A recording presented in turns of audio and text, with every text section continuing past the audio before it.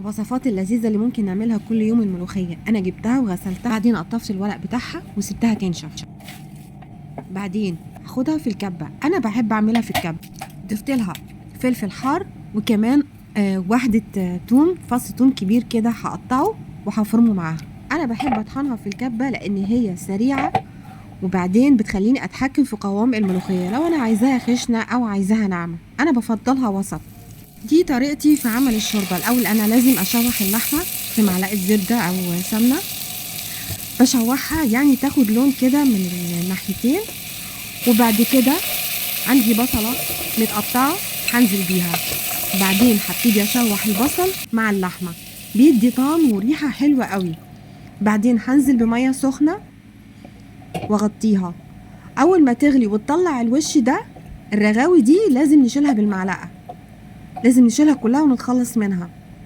بعدين هنزل بالبهارات بتاعتي، كان ملح وفلفل اسود، وكمان كان ورق لوري او ورق غار، وكمان كان في حبهان ومستكه.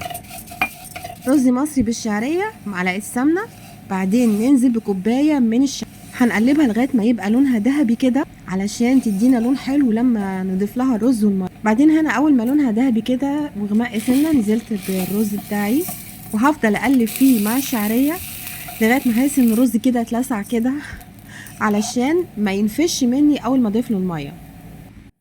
هنا انا عملت الشوربه بتاعتي، وبعد ما صفيتها ضفت لها كمان معلقه من الثوم المفروم.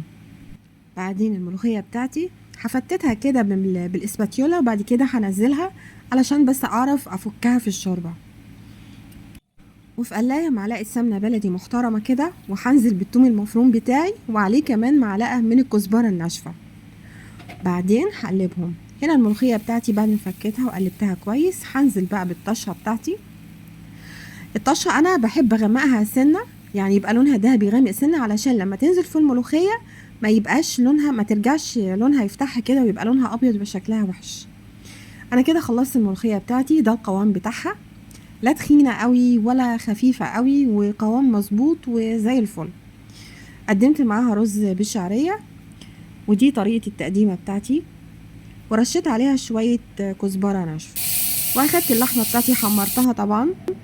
وده كان الشكل النهائي للغدا بتاع النهارده، وبس كده.